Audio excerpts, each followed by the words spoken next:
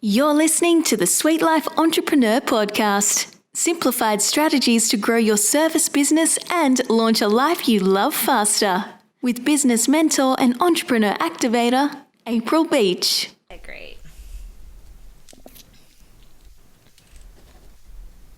I'm actually going to pull my notes up. Awesome. I need to refer to them. Yeah, go ahead and have whatever you need, and then we usually share the behind the scenes on our YouTube channel. So that's fun too. We might start posting on LinkedIn as well, and we try to upload big interviews to our Instagram, but Instagram always crashes when they get our whole file. Yeah, they don't. They say they like big videos, but they really don't. They lie. Yeah, they want to like big videos, but they can't really handle it. Oh gosh. Okay, that's funny. All right, let's go ahead and get started here. Sure. All right, you guys, welcome back to another episode, and Jenn is here to help us and help you realize that you might be listening to some lies. You might be talking yourself out of doing retreats, and with that being said, you might also have this feeling deep inside of you that you want to connect with your community. And so today on the show, we are talking about 4 different myths about retreats so that you can really push through them and decide if you should be connecting with your audience and your community a little bit more deeply. Jenn is the founder of Relate Escape. And Jenn, welcome to the show. I'm so glad you're here. Thank you so much. I'm so glad to be here. Very, very honored. Thank you, April. Oh, you're so sweet. Thank you.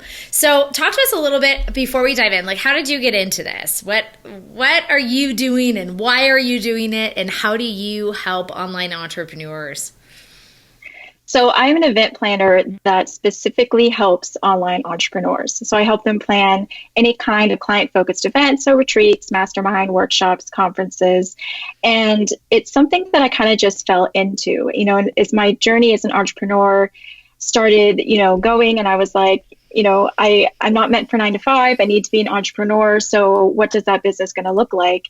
And my original idea for Relate Escape was actually based around my home city of Pittsburgh. And it was helping people have custom itineraries when they would visit the city, because we're kind of becoming more known and notable, even across the ocean overseas. I didn't do any market research. I didn't validate my idea. My day job was with the county that Pittsburgh is located in. So I knew we had all these accolades coming, and I was like, I don't need to do market research. I didn't listen to anybody. And needless to say, it didn't really go anywhere. Partly because of that, and partly because after I sort of started the idea, I had a couple months of personal issues. And so I had to step away from it. But when I came back to it, I was like, okay, I really need to be an actual business, right? I need to be making money. I want to get out of my horrible day job. And so I took a course that actually taught you how to create premium packages. And part of that process was doing market research, right? Because you have to understand what your client wants. Hello. And it finally made me do the research I should have done in the first place. And I went into it thinking that, okay, I'll just create premium packages that are geared towards businesses who want to do like team building exercises in the city or have some kind of like corporate event in the city. Like, I'm just going to aim at businesses because then you can have the higher price tag, right? But when I started having these phone conversations with entrepreneurs, some of them who came from corporate backgrounds even, I stumbled upon this desire and this need for wanting to do in-person retreats, because there's an understanding of online is as much as we have, it's limiting. And there's a lot of entrepreneurs that really want to be face-to-face with their clients or potential clients, not just to sell, but to understand their current clients better and to have those things like organic conversations and really dig deep with them and find out, what do you really need? Am I serving you? Like, what else can I do? But there's kind of a void out there right now as far as teaching people how to do it or services to help them plan, because our needs are a bit different than, say, if you're doing like a corporate party or if you're doing like a wedding or graduation party. Like, we have certain challenges and our lifestyle is different. We also need to make money. So I was like, oh, this is just like so interesting. And it jived with still what I wanted to do, because I'm very about cultivating relationships and strategy and being creative. And so I pivoted my business. And so Relate Escape went from being something that was based around my city that I live in to just really helping to fill this gap, this major gap in helping entrepreneurs get past the desire and bring those events into reality. I love that. I love the whole story, and you're right in the right spot at the right time. It makes perfect sense. And we've been talking a lot, actually, for the last couple of years on this show about how we love online business so much, but we're really missing that face to face, and that really those relationships are the key. And so I know a lot of entrepreneurs are listening to this and they're saying, okay, I want to do events, but I still don't think that they're for me, or how do I know whether or not they're for me? And they have fears around it, because when you walk through the process of planning an event, it's almost like, if you build it, will they come? And a lot of them are afraid to do that. So today on the show, you're going to walk us through 4 different event myths debunked. And I'm excited about this because I really think those of you guys are listening, if you're saying, hey, listen, I really want to connect with my community. I might not have that great of a list. I might not have ever hosted an event before. How do I provide an experience? You're going to learn a ton from this. And I think at the end of this episode, you're going to have a lot of confidence as to whether or not you guys believe that hosting an event should be something on your 2020 and beyond agenda. So let's kind of talk about the first one here. What is the first myth that you have come across when you talk to online entrepreneurs about events? There's kind of a myth that they have to do, call it a cookie cutter kind of event. So a lot of the events that you see people talking about online are at like 5-star resorts, or they're at like a mountain retreat, and none of those are bad. I mean, if that works for your brand and you have the ability to pay for that kind of event, then that's perfectly fine. But I feel like that's kind of the only example that we're seeing right now. And part of it's because a lot of entrepreneurs have yet to do events. So we're just kind of seeing kind of like one example of what can be done. So I just want to make it clear that you don't have to have what I call a cookie cutter event. Like you can do, I mean, everything else in our business, our marketing, our branding is always about centered around our unique selves and what we have to offer. And so events should be the same thing, right? Because it's just another extension of our brand. So don't feel that you have to reach some kind of, like, if you're not ready to do like a 5-star hotel retreat, that's perfectly fine. Just think strategically about what would work for your particular business or your tribe, because you know your clients, you know like what they're drawn to, what kind of things that they like, and you know your brand. Are you like more quirky and you just want some kind of like, you want to do a workshop at some quirky Airbnb because it has a lot of character and it's not like a conference room somewhere? That's perfectly fine. But it's something I run into a lot, is that there's kind of like this one example perception right now, and what we see is what we assume that we have to do, and that's not necessarily true. But events at the end of the day are about up-leveling your business, about up-leveling them in your brand and your income.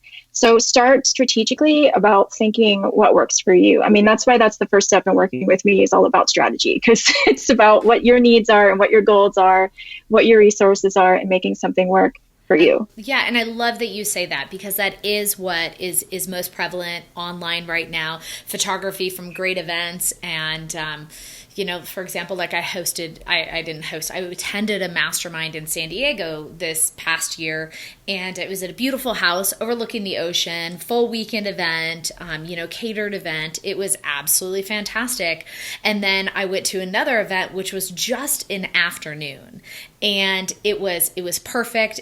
There were great people there, and both events were fabulous. And so I love that you said that, because we do only see the photography from the big glamorous 5-star resorts, or I have a really good friend who's actually on my team of experts for my company, Kathy Hahn, and Kathy just hosted an amazing event in Costa Rica.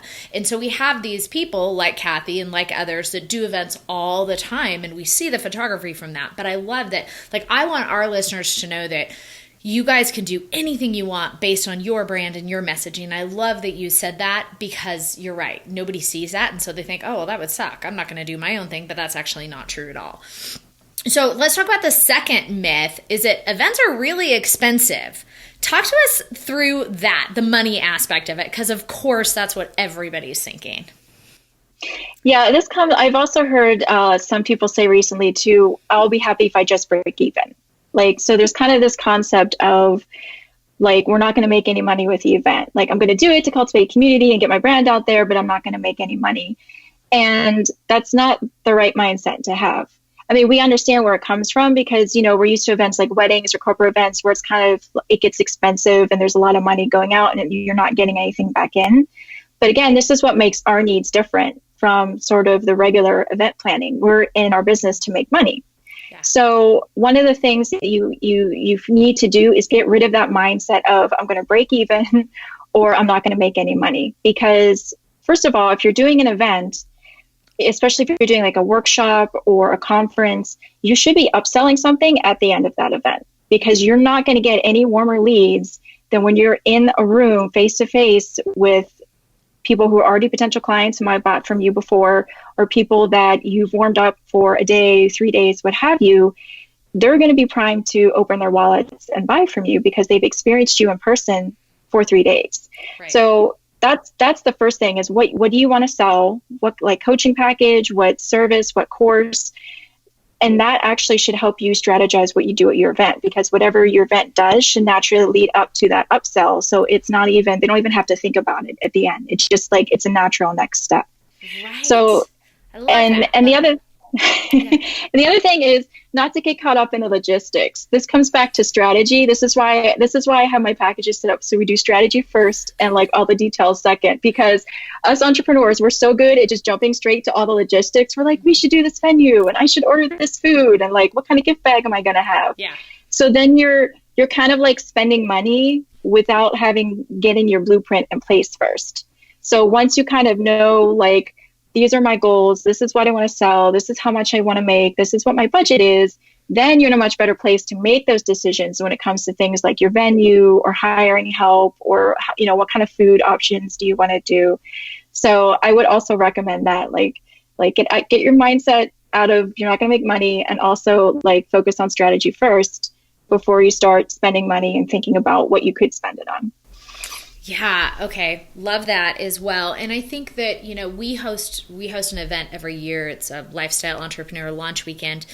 And we had it this year. And that's a lesson that I have learned because I host this event, but it's not something I usually have a wait list to work privately with me. Well, anyway, a friend of mine said, listen, April, you are doing these people a disservice if you don't open up the opportunity for people to work, to upsell that after this event. And my mentality was, and you guys listen to the show, I'm always honest. I'm like, okay, I'm hosting this big event. People have come here from, across the country. They've spent so much money. I'm not going to sit here and tell them, okay, now spend thousands of dollars more. But it was true. And I remember my friend saying to me, you're really doing people a disservice if you don't at this time at the event offer really what is the gold standard, what's going to take them to the next level beyond this event. And I just kind of had to change my thinking on that.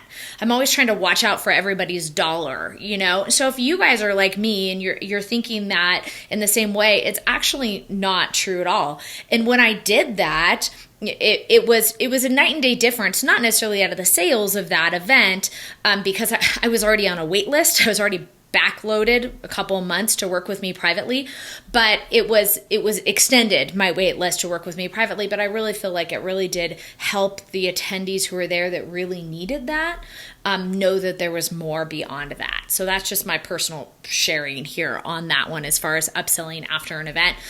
Even though it's great for the bottom line, it actually is a disservice to your people if you don't have something greater to help them implement after the event, which was a lesson that I had learned. So let's talk about, the next myth is a little bit we touched on, but talking about do the events have to be super big and elaborate? How many people do you have? If you're hosting an event and somebody's listening to this and saying, man, I really would love to host an event, but what if only 5 people show up? So let's talk about that. Let's talk about the numbers and the size of events. I actually tell clients who are thinking about doing an event and they're just not sure that they're ready to go big. It's perfectly fine to start small. Like, you can do a small but premium event because you're just providing value. It's just to a smaller group of people. So if you aren't ready to kind of do anything more than test the waters a little bit your first time out, it's perfectly fine to do like a 5 to 10 person event. Just make it a premium event, meaning you're offering tons of value and you're giving them like one-on-one time and you're just really digging deep with them. Maybe you're giving them some other kind of special offer.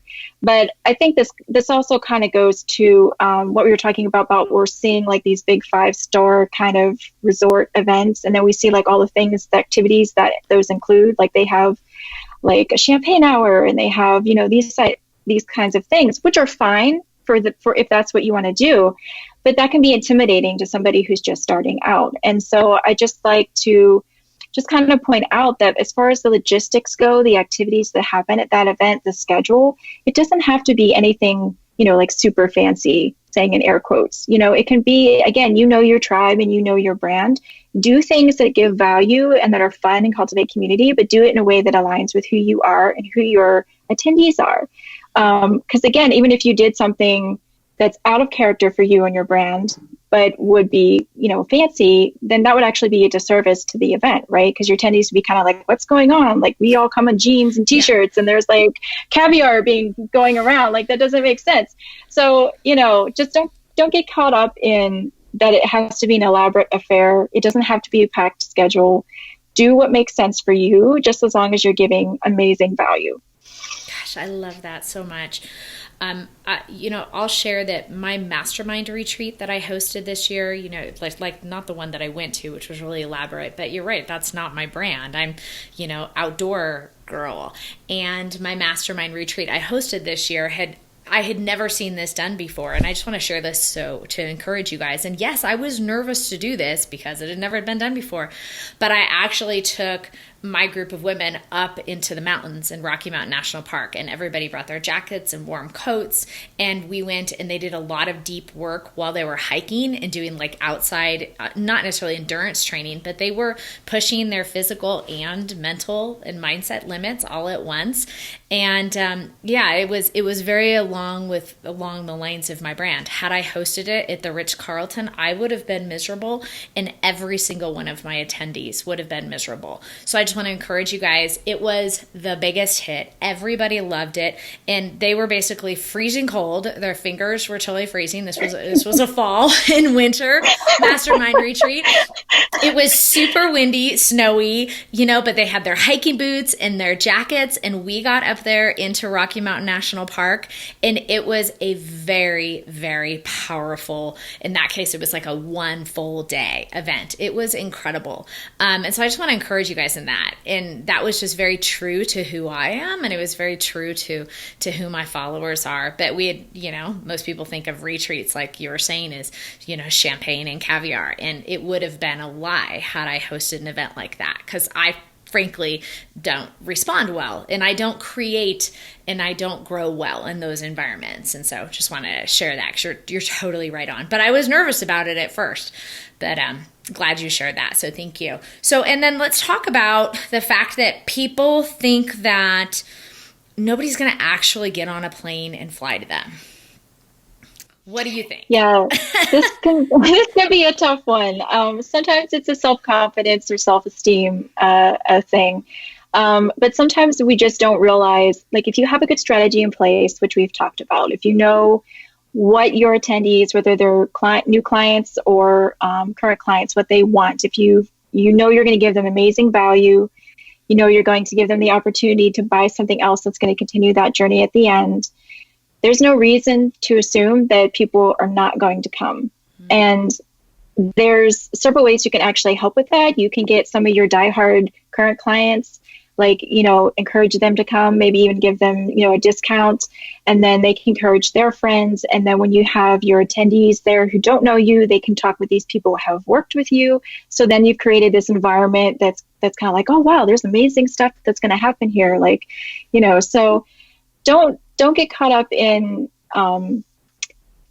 I don't think people will come to see me. Focus more on your strategy and your plan, and just know that you're hitting all of those check boxes, and just move forward with confidence, because people are, like we've talked about today, people are craving these kinds of in-person interactions. Like, there's a real need for it. Like, that's why I'm doing this, and that's why I'm here talking to you guys. So be brave and step into that void, because people are going to flock to you. They want that kind of interaction with you, and it's going to do amazing things for you in your business and them as well. So just encouraging words. Thank you so much for everything you covered today, because I do think that, I mean, it is really intimidating. I know personally it's intimidating, and not naturally being an event planner, there was a lot to do, and it's kind of a big step at first. And I just appreciate you sharing that, because I agree with you, and the trends that we're seeing is so much more about personal connection than anything else, especially for those people that have an online relationship with you. And so I have one last question for you today, which is more of a logistical question about how far, if you're having a retreat that somebody, or an event that somebody should travel to, about how far in advance should you start sharing your event to give time for people to book their travel? About 9 months is usually at least when you want to start. Yeah. It's very early, huh? Yeah, it's very early, earlier than you would think, because people need to feel, especially if it's a long weekend or a week, they need to be able to accommodate their schedule and block that time off and make all the necessary like flight plans or get a babysitter plans. So yeah, at least 9 months. Yep. Oh my gosh. Okay. Yes. That's way longer. Guys, if you're coming to my events, I'm so sorry. I usually don't give you that much in advance. But we have them all planned for 2020. So I will make sure that we get them out to you 9 months in advance, which means I'm already a month late on a couple of our events. So thank you so much. I really, really appreciate your time and being here on the show. And I love what you're doing, because why you're saying it is so true, and what we're seeing with online business. And it's just like developing these relationships and developing a following really, really is much more successful when you do have these personal connections to people. And, in the past, which, gosh, like 2012, 13, 14, we started diving into Facebook communities and groups. And at that time, it was really great, because Facebook was actually helping people interact better in those type of communities, but it still wasn't enough. Now we're struggling with algorithms, and people aren't seeing what's happening in your communities and groups. And those are hard things to hack. And we are craving face-to-face relationships. And it's not just your clients, you are too, and that you guys will grow even so much more and learn so much more about yourself as an entrepreneur and a leader if you choose to step out and start hosting these events. So let's talk about how people can find you. So if they need help hosting events and getting on your board for your strategy session, let's talk about how people can connect with you. They can go to my website, which is simply relateescape.com. Another good place to follow me is on Instagram, which my handle is relate.escape. And I, every week, post at least one event myth, one event tip, and how you can work with me. So that's a good place even just to scroll through my feed. I make it really easy, because each picture that's related to a myth or tip actually says it on the picture. Very cool. Like I'm type A, I make things really easy for you. So you could just literally go and binge right now if you wanted to. And then you can always give me an email too. It's Jenn with 2 N's at relateescape.com. Love it. Yeah, you guys shoot Jenn an email. And then you also have like a super secret hack type of giveaway that people can grab that's going to simplify their event planning process, right? Yes, this hack will actually help with the things that we talked about today, because it'll give you a lot of clarity and focus and help you to sort of get past those myths or those blocks. So I would definitely encourage you guys. It's only like 2 or 3 pages. It's very brief, but it really will help you sort of get your momentum forward. Awesome. Thank you so much, Jenn. Thanks so much for being on the show and your time. We really appreciate it. I appreciate being here. Thanks so much. You're welcome.